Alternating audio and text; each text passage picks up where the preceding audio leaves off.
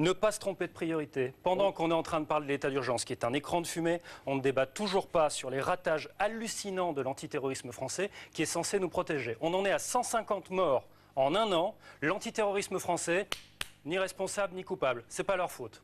Bon, déjà, premier point. Ensuite, les gens ne savent pas que état d'urgence, ça veut dire plein pouvoir policier.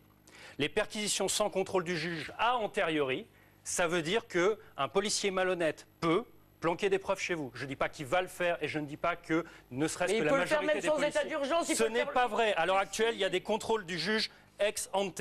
Ensuite, la menace terroriste ne justifie pas de renoncer à ces protections judiciaires-là, ce qui est le cas sous l'état d'urgence. Pourquoi ?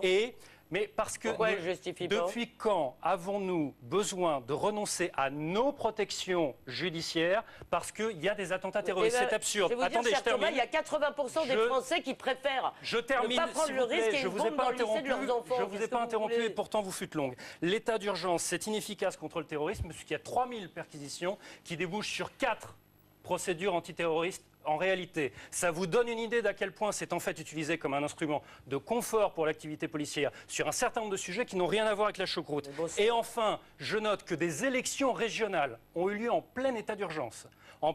C'est quoi les élections régionales? Il fallait annuler les élections. Non, il fallait... Attendez, ce sont des gens qui arrivent et pour poser un bulletin dans l'urne. Mais concrètement, ce sont des grands rassemblements publics dans toute la France. Si on les a tenus, c'est la preuve que l'état d'urgence ne se justifie pas parce que soit il y avait une menace grave dans toute la France et les élections régionales ne pouvaient pas être tenues, soit elles ont été tenues et ça a été le cas et donc l'état d'urgence ne se justifie pas.